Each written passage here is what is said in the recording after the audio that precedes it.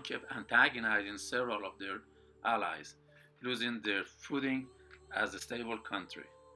Shah was becoming more and more of a dictator, and more people were getting sick of it.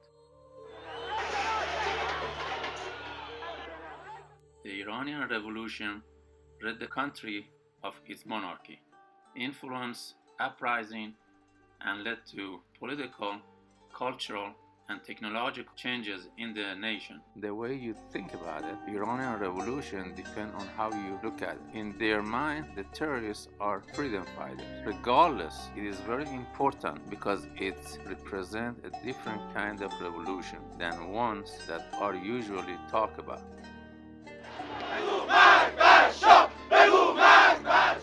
The 1979 uprising were aimed at getting rid of Pahlavi dynasty, which only consisted of two kings, Reza Shah and Mohammad Reza Shah. Before the Pahlavi, Iran was ruled by Qajar dynasty, and before that the Safavi dynasty. The connection between religious faith, social justice was extremely important to the Iranian Revolution in 1979 and also to previous revolution in Iran. This is crucial to understand because historians argue that the Iranian Revolution represents what the journalist Christian Carroll called an odd fusion of Islam and late 20th century revolutionary politics. But actually, when you look back at Iranian history, it's not odd at all. The first major revolution in Iran was in 1906. It forced the ruling Qajar to accept a constitution. It created a parliament and some limits of king and made Shia Islam the official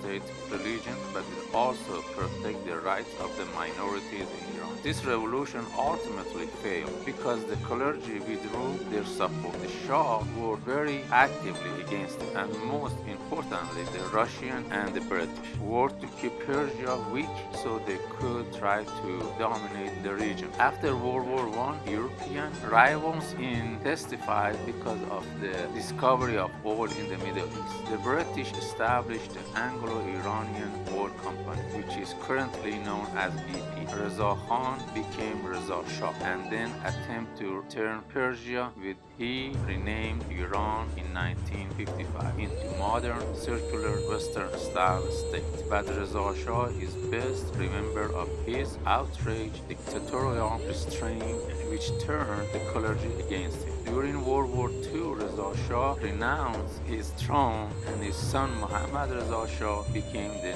new leader of Iran, which he remained until 1979 when he unquestionably stopped being the leader of the Iran. Mossadegh was elected prime minister in 1951. He nationalized the Iranian oil industry. Most history books say that in 1953 the British and the CIA engineered a maneuver to remove Mossadegh from office. With the help of the CIA, they deposed Prime Minister Mohammad Mossadegh and put Reza Shah back in power because Reza Shah was in favor of the US policy in Iran. Shia Islam traditionally takes a radical stance against oppression, but it is important to remember that the communist Hezb Tudeh supported Mossadegh. Now, let's fast forward to 1979.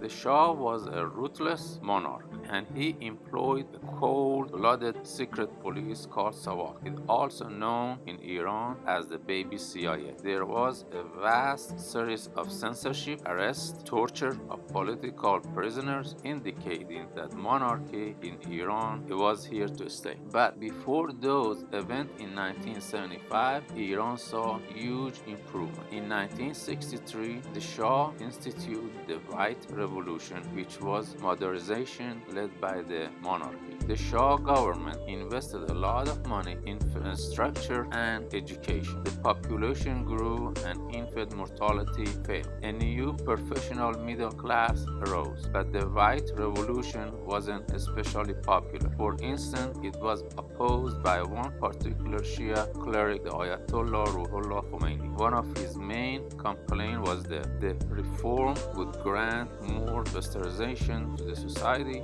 but he also attacked the government for the rigging of election and other constitutional abuse, neglect of the poor, and sales of oil to Israel. The White Revolution destroyed the agriculture and made Iran more dependent on the Western economy. At first, the 1979 revolution was a pretty typical uprising by dissatisfied Iranians, especially university students, to overthrow the Shah's regime that they thought of corrupt and passive to their needs. The initial demonstration began after an Iranian newspaper on January 7, 1978 published an article that was critical of Khomeini, who had been exiled to Paris. The government violent reaction would spur even more demonstration. A lot of criticism of the West happened during the revolution. The Shah never understood why so many people were protesting against him. He painted the revolutionists of they are communists and being supported by Russia. He also thought that merely bringing prosperity would be enough to keep him in power.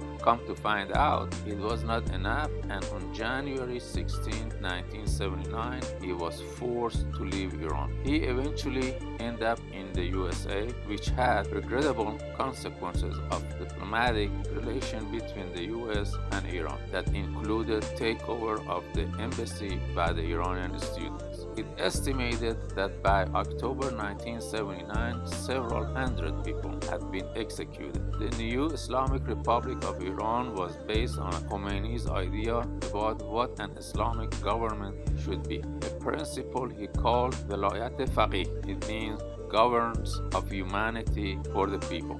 Khomeini was the supreme ruler of Iran from 1979 until his death in 1989. The ultimate authority written into the Constitution is not the will of the people, but God, who is represented by the supreme religious leader. One of the first things that Khomeini did to support the new regime was to create the Islamic Revolutionary Guard to defend revolution against coup attempt. By 1979, Iran already had a long history of critical involvement in protest and dynamic change, but it also had a long history of pushing for constitution and liberty. In the US, the 1979 Iranian Revolution is mainly remembered for its burning of the American flag and taking hostages from American embassy. Life in Islamic Republic of Iran remained highly repressive. For instance, Iran still executes a very high percentage of criminals. One of the challenges for people in West trying to understand Iran is that they have to distinguish the various aspects of the revolution rather than simply relying on the image and images that they have defined it. To sum up, hatred of the Shah led to his flee, thus ending monarchy. The Iranian hostage crisis and several other uprisings resulted from the Iranian Revolution, and before his leave, the Shah instituted several westernization movements of the continued after his flee.